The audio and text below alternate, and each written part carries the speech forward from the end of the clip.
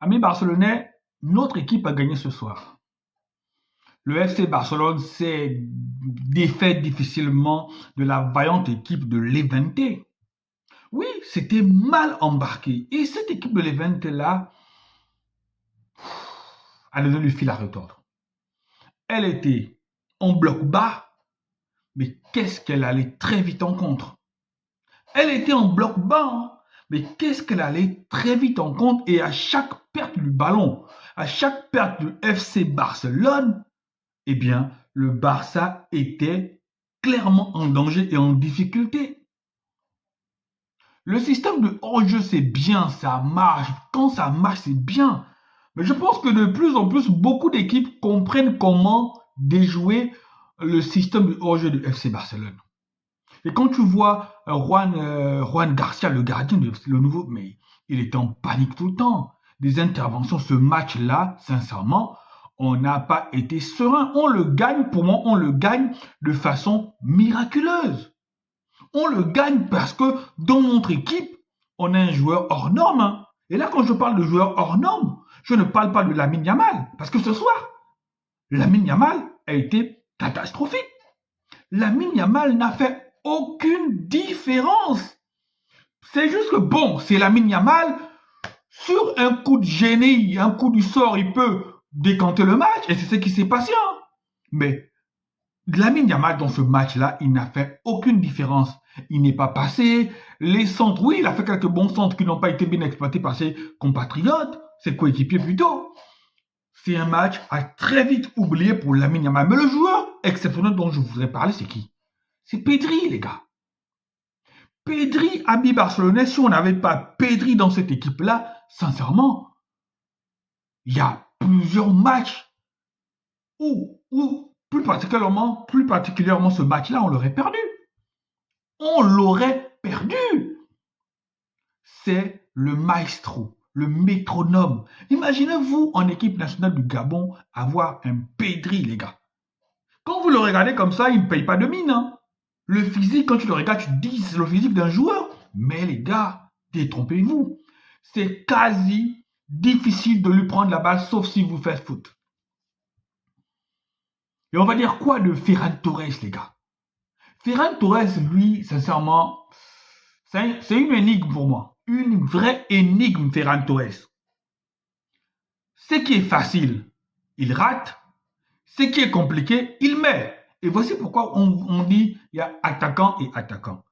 La grosse occasion que Ferran Torres rate, met sur la barre, sincèrement, Aubameyang, il marque ça, hein, les gars. Vous allez me dire, oui, je ramène tout Aubameyang, mais oui, qu'est-ce que vous voulez? Cette occasion-là, Aubameyang, il met ça. Le Barça s'en sort miraculeusement, les gars. J'étais prêt à faire un débrief sur la défaite du Barça, mais pour moi, c'est comme si, dans mon esprit, le Barça avait perdu le match. Je n'arrive pas à me réjouir de cette victoire. Là, je me suis simplement dit, ok, d'accord, le plus important, c'était de prendre les 3 points. 2 matchs, 2 victoires, 6 points sur 6, pour mettre, on est à 3 points devant le Real. Mais les gars, si on perdait ce match-là, vous pensez que demain, Oviedo va faire quelque chose face au Real? Non, les gars. Kylian Mbappé en mode Draxler, Kylian Mbappé est en mode, je sais pas moi, Reconquista. Demain, ça va être la boucherie. Ça va pas peut-être être un 5-6-0, mais demain, je pense que le Real a l'équipe pour gagner, pour venir à bout de cette équipe de Oviedo.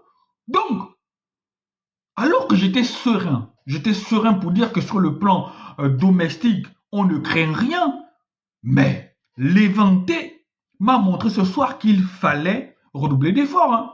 Levante m'a montré ce soir que rien n'est acquis.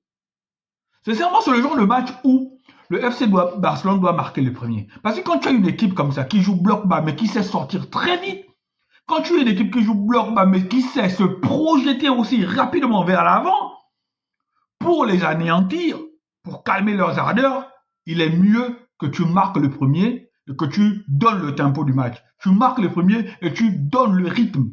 Mais si c'est eux qui mettent le premier, le deuxième, Et moi, je pense aussi que dans la défaite de Levante, c'est carrément une faute professionnelle. Parce que vous ne pouvez pas mener 2-0 et vous revenez en deuxième mi-temps et prendre 2 buts coup sur coup, les gars. coup sur coup. C'est que quand ils reviennent en deuxième mi-temps, les joueurs de Levante, je ne sais pas s'ils sont encore euphoriques, ils se disent qu'ils ne croient pas, ils sont dans un rêve.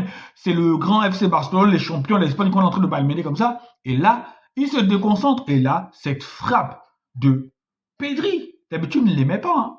D'habitude, Pedri ne l'aimait pas. Même quand tu vois le pourcentage de frappe de Pedri à ce niveau-là, c'est 1,4%. Donc, il y avait plus de chances que cette frappe-là soit arrêtée ou cette frappe-là passe à côté qu'elle rentre.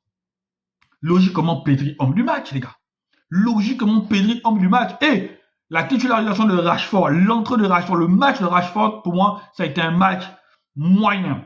Rashford, il faut qu'il se mette très vite au niveau de ce FC Barcelone-là. Défensivement, les gars, défensivement, le Barça, c'était catastrophique ce soir. Le premier but envoie un Pau Cubarsí attentiste.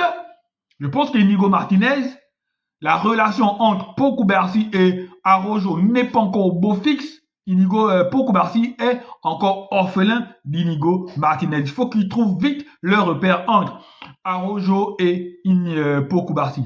Allez, amis barcelonais, le plus important ce soir, c'était de prendre les 3 points. On a gagné sans la manière, mais on a au moins les 3 points. Allez, ciao, ciao.